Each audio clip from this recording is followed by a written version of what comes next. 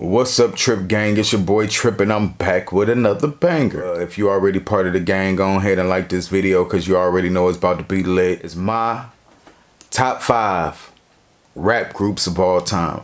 That's right, top 5 rap groups of all time. Now, I really got more than 5, but just to keep it short, sweet, and simple, I'm going to just put my top 5. And I ain't going to do these in no particular order, because it'll take a lot more for me to break it down to the particular order of who the best rap group of all time.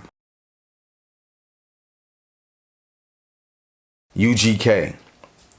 Why I say UGK? Because UGK was like the perfect group to me. Bun B and Pimp C to me was the essence of the South. I mean, they came out in 1992. They from Port Arthur, Texas.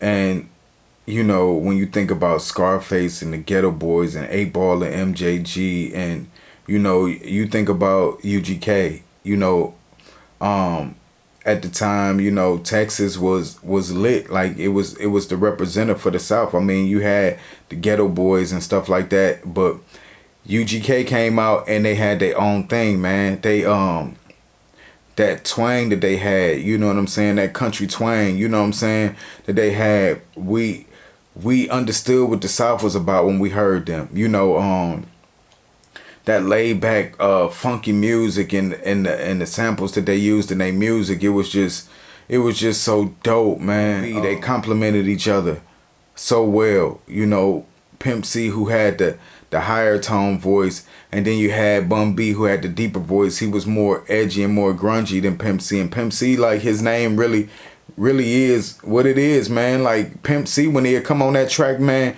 you just knew it was Pimp C. It's a group that whenever you hear them, you know it's them. You know what I'm saying? It's no mistaking. It's no mistaking them. You know what I'm saying? They had their own sound, and not too many groups that I know complement each other like UGK, the Underground Kings. So UGK definitely is in my top 5 when it comes to rap groups. You know what I'm saying? Don't sleep on UGK. Some of their albums, man, Riding Dirty, Super Tight. It wouldn't be the South without Bun B and Pimp C. The Lox, man. 3 spitters, man, from Yonkers, man. They hardcore. They gritty and raw, you know. Some people go as far back as the Warlocks, you know. They was an underground group, you know. They from Yonkers, the same place that DMX is from. I think Mary J. Blige is from the same place, and they all knew about each other, you know. So when Mary got on, I think she hooked him up with Puffy, and they got a chance to sign with Puffy, but Puffy still was, you know, doing his commercial rap and stuff like that, and that kind of was holding the Lox back, man. You didn't really get to see the full essence of the Lox until they signed with Rough Riders. When they signed with Rough Riders, that's when it was like, okay, you know, these boys is a force to reckon with. You know, all of them, they complement, they flows are the same but different. You know, it's like coffee, cream, and sugar mixed together. You know what I'm saying? You can't go wrong with it. You know, each one of them is good by themselves. You might like, you know, Coffee Black. You know, that's Jada Kiss. You know what I'm saying? You might, you know, like it with sugar in it with no cream. That's Jada Kiss and Styles. You know, and then you might like cream in it. You know, and that's when you add your Chic Luch, man. And it's perfect either way. You know, the Lox, if you like hardcore rap and you like street music, check out the Lox, man. Outkast, man. You know, Outkast was amazing. You know what I'm saying? You had Andre 3000, you had Big Boy. They were another group from the South. Man, when I tell you these two cats together, you had the eccentricness of, you know, Andre 3000. Then you just had the Southern, you know, playalistic part from Big Boy. And you would never think that these two would get together and do what they did, man. Their voices complemented each other. When they get on a song together, it's like amazing. I feel like Outkast really really put the South on. I mean, you had other groups in the South and from Texas, Ghetto Boys, you know, Scarface, um, and people like that. But when it comes to Atlanta, you know, Outkast really put Atlanta on, and I think they was like mainstream, you know, for the South. You know, I still remember when they won the award at the Hip Hop Awards or whatever, the same one that Suge got up there and was like, you don't want nobody dancing in your videos. Outkast won an award, and I remember them getting booed. You know, people wasn't really feeling the South, you know, but you know, albums that they came out with, man, are really like classics. You know, Stankonia, AT Aliens, Aquemini, Speaker Box, and Love Below. Like Outkast really have some classic records, man. Bombs Over Baghdad and I'm Sorry Miss Jackson. This group is amazing. I love the fact that they both did their own thing, but they just complemented each other so well, and they let each other be. You know, it's another group that when you hear them, you know exactly who it is. So if you really want to know the history of the South and how the South came apart, you can't do that without checking out Outkast. Bone Thugs and Harmony, Cleveland, Ohio, where I'm from. I grew up with Bone Thugs and Harmony. We grew up on the same street, 99th and St. Clair. Um, yeah, man, we threw parties. You know, Bone was Bone Enterprise when we came up. I lived at 699 East 99th, and they lived maybe across the street, maybe like 4 or 5 houses down from me. Whenever I walked to the corner store, you know, I would see Bone, and I was friends with, you know, his sister, Crazy Bone's sister, and, you know, some of the other people that lived with them. You know what I'm saying? Kyson, and used to date his mom, but just a whole bunch of different things or whatever. I was cool with them. You know, I even dated Crazy Bone's sister. So I knew about Bone Thugs rapping before the world knew about them. You know, I knew about them going to the studio, and they were dope. They was always dope. Everybody in the hood knew that they were dope, but we never knew that they was going to take it to the extreme that they took it. You know, I was more into my boxing thing, and you know, I wasn't into rap back then.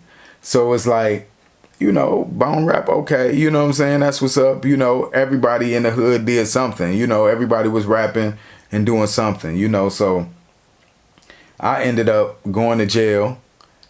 And I know this is off topic, but a little story time with it. I ended up going to jail in, I think, like 94.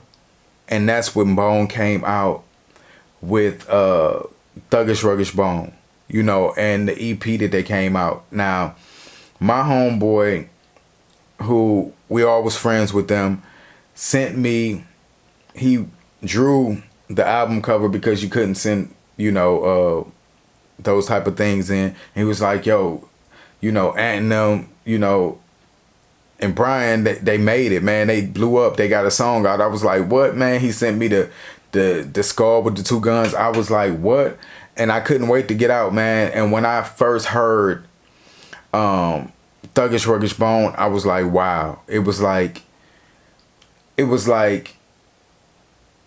was way better than the Faces of Death stuff I heard before, you know what I'm saying? Because Kermit was a local, he owned a record store. Everybody went to Kermit, you know, everybody wanted Kermit to put him on and stuff like that. We knew what Bone was doing. We heard their music before, whatever. But when they got with Eazy-E and they went out to California and they did these records, man, and DJ Unique, it was like magic. You know, the music was, I mean, we used to smoke and listen to that music and put our head up to the speakers just trying to catch a vibe and hear what they saying. And I mean, the music was so scary back then. We used to be like in a zone. Like, I don't know if y'all get that feeling from listening to Bone Thugs and Harmony today, but we literally would be smoking weed, drinking, and we would play Bone, and it would be like such a mood. Like, for real, man. It would be they were just something we never heard before. You know, we knew that they rapped fast and stuff like that, but once they got together and they had that professionalism behind them and Eazy-E coaching them, and they just became a force not like to reckon with. You know, they were perfect together. You know, and there's no group like Bone Thugs and Harmony. Like, you have to go back and listen to East 99 Eternal, Thuggish Ruggish Bone, Creeping on the Come Up. You got to listen to, you know, those records and get the essence of Bone Thugs and Harmony. You know, there's so much to say about this group, but I'm going to let y'all, you know, because I know them personally. I'm not going to say too much. I'm going to let y'all go out there and find their music and tell me what y'all think about Bone Thugs and Harmony, man, in the comments, man, because I could go on forever about it.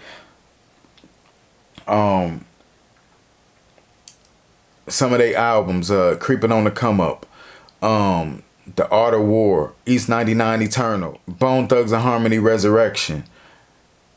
You know, these albums are amazing. They have such so many records, so many songs. All the group members then broke off and did solo records, but they still together. So you have so much music from Bone Thugs and Harmony that you can listen to. Go check them out. Bone Thugs and Harmony is one of my top 5 rap groups of all time. NWA. What can I not say about NWA? Like, they are so important to hip-hop music and the culture as we know it today. Like, I don't know what hip-hop and gangster rap would be without NWA. They are the forefounders of that to me. I mean, at the time, you know, you had other rappers coming out of, you know, California, like Ice-T, that was doing this thing, and he was a hardcore rapper, but NWA coming out of Compton, man, they put Compton on the map, man. They were storytellers. That you felt the pain and the struggle of the streets when you heard NWA. They were politically charged, man. They were gutter. They was street and gangster. You know, they were just masterminds, man. They knew how to market themselves. You know what I'm saying? Eazy-E was a genius. You know, Dr. Dre was a genius. Ice Cube was a genius. I mean, this has to be my #1 group of all time, because if you don't have NWA, you don't have so many other groups. You know, if I take Dr. Dre away, you don't have the Dog Pound, you don't have Snoop Dogg, you don't have Tupac's legacy, what he did with All Eyes on Me. It just, you just remove that one person from the culture and you take away so much. You know, you take away Ice Cube and Eazy-E, you know, Michelle A, and you take away Eminem. Eazy-E was so important because without Eazy, you wouldn't have, you know, NWA as we know it, who was the person who put his money up for Dre and gave them a platform and, you know, a way for them to record music. And he was the voice behind NWA. Also, you wouldn't have groups like Bone Thugs and Harmony if it wasn't for Eazy-E, because they were signed to Ruthless Records. You know what I'm saying? Above the Law. I don't know if y'all familiar with that. There was an underground group from back in the day. You wouldn't have none of this without Eazy-E. You know, without Ice Cube, there would be no Dub C. And I mean, it's just so many people in that group that just added to the culture of hip hop, especially on the West Coast.